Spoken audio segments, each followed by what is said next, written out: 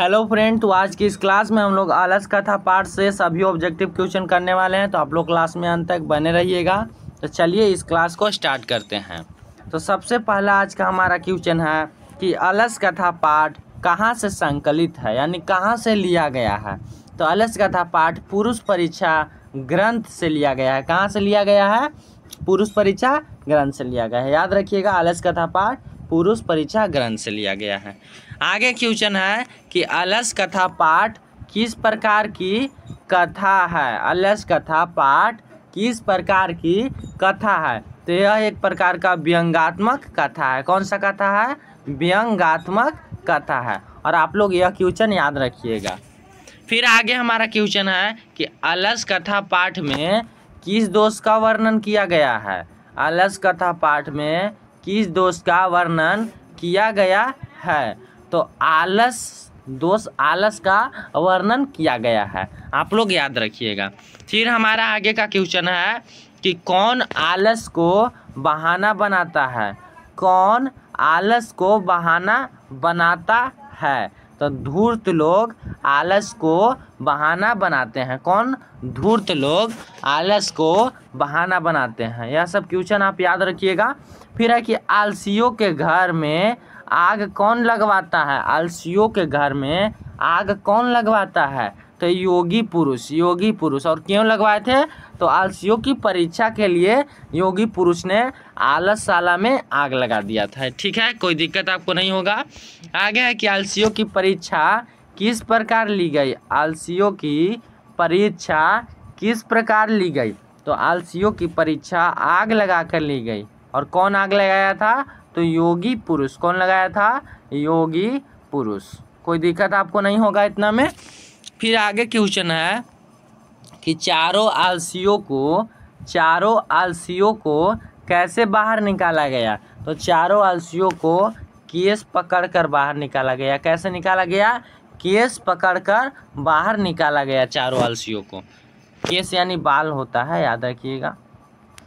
फिर आगे क्वेश्चन है हमारा कि आलसियों का रक्षक कौन होता है।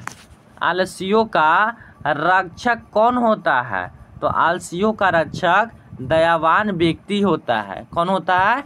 दयावान व्यक्ति होता है। आगे क्वेश्चन है कि आलस कथा पाठ में मिथिला के मंत्री कौन हैं। आलस कथा पाठ में मिथिला के मंत्री कौन है या कौन थे? तो मिथिला के मंत्री वीरेश्वर थे। कौन थे? वीरेश्वर थे। और यह स्वभाव से दानशील थे। कैसे थे? दानशील थे, याद रखिएगा। कोई दिक्कत आपको नहीं होगा इतना में। स्वभाव से दानशील थे। यह आलसियों को प्रत्येक दिन भोजन करवाते थे। कोई दिक्कत आपको इतना में नहीं होगा। और है फिर आगे कि आलसशाला में आग क्यों लगाई गई। आलसशाला में आग क्यों लगाई गई?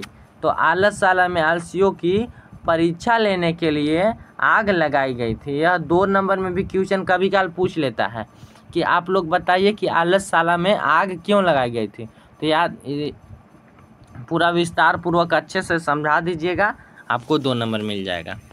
आगे फिर हमारा क्वेश्चन है कि आलसशाला में आग लगने पर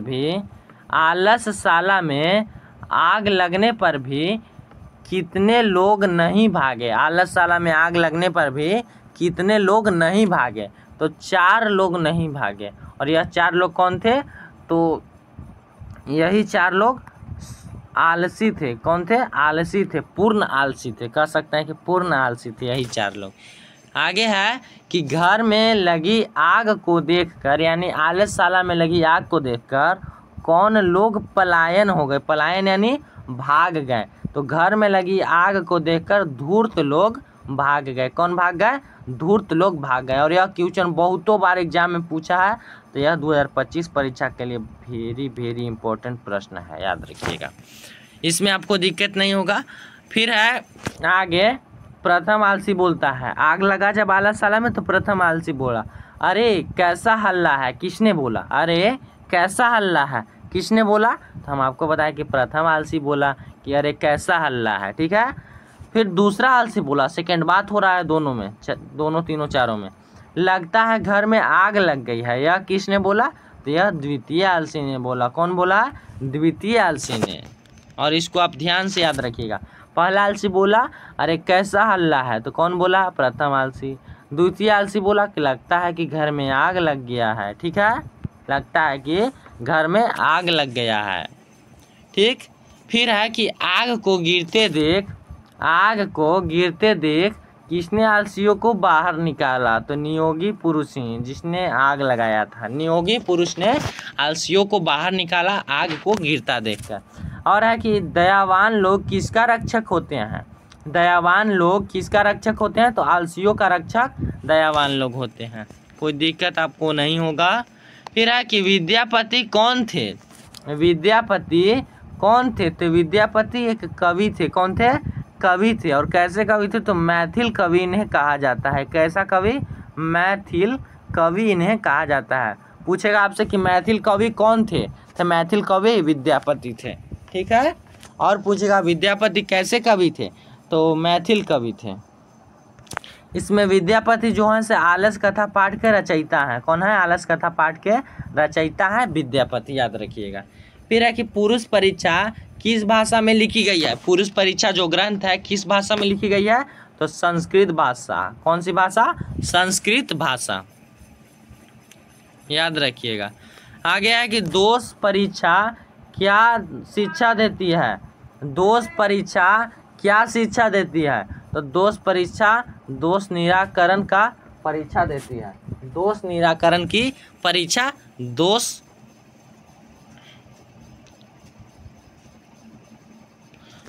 आगे है कि पुरुष परीक्षा क्या शिक्षा देती है? तो दोष निराकरण का शिक्षा देती है।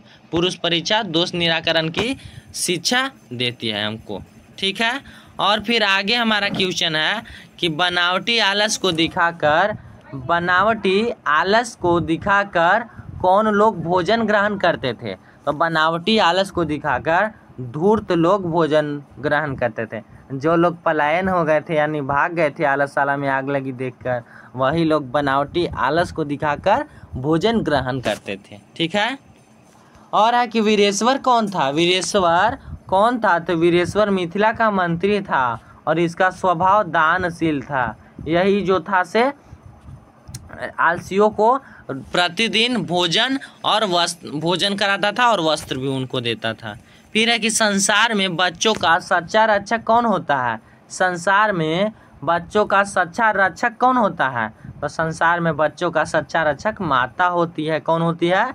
माता होती है।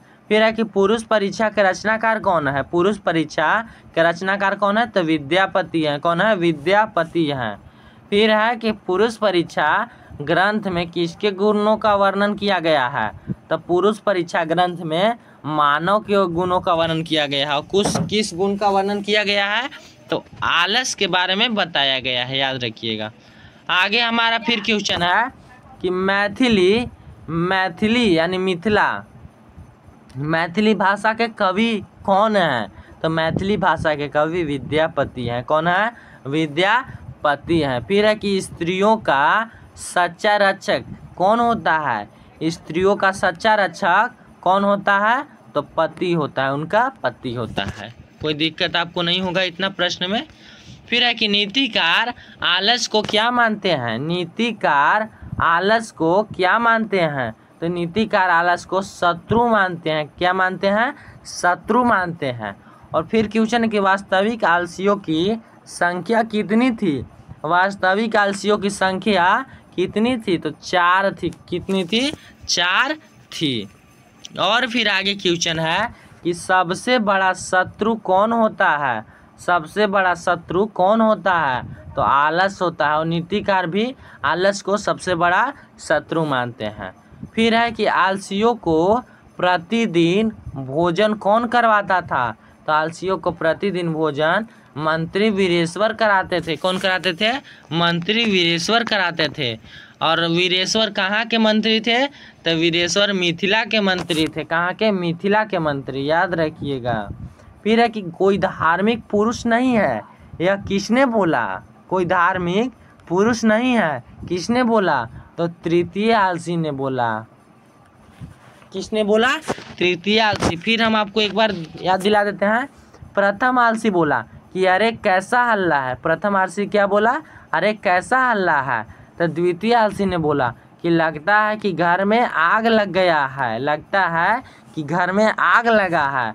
तो तीसरा ने तो पूरा हद ही पार कर दिया और बोला कि कोई धार्मिक पुरुष नहीं है जो हमको बचा ले जाए। उनको खुद से भागने नहीं आता है, जैसे बोल रहे हैं कि कोई धार्मिक पुरुष नहीं है कि हमको बचा ले जाए। ठीक है, फिर है कि घर में आग लगने पर कौन नहीं भागा, तो चारों आलसी, चारों आलसी। फिर है कि भूखा रहना कौन पसंद करता है, तो भूखा रहना आलसी पसंद करता है पर काम नहीं करेगा। फिर है कि कौन परिश्रम नहीं करना चाहता है, कौन परिश्रम नहीं करना चाहता है, तो आलसी परिश्रम नहीं करना चाहता है, भले वह भूखा रह जाए। ठीक है, फिर है कि वीरेश्वर अनाथों को क्या देते थे, तो भोजन और वस्त्र, भोजन और वस्त्र, भोजन और वस्त्र। क्लियर होगा आपको इतना क्वेश्चन। तो चलिए मिलते हैं अगले क्लास में, तब तक। और इससे पहले आपको एक इन्फॉर्मेशन दे देते हैं, अगर आपको हम इसका नोट्स लेना होगा, इस PDF का नोट्स लेना होगा, तो आप हमारे व्हाट्सएप ग्रुप में जुड़ सकते हैं, आप हमारे व्हाट्सएप ग्रुप में जुड़ सकते हैं, जिसमें आपको इसका नोट्स पूरा विस्तार पूर्वक मिल जाएगा। और इसका ही नहीं, और पहले का भी पूरा नोट्स मिल जाएगा जिसका हम क्लास लेते हैं यूट्यूब पे। तो चलिए आज की क्लास को बस इतना ही रहने देते हैं, तब तक के लिए जय हिंद, जय भारत।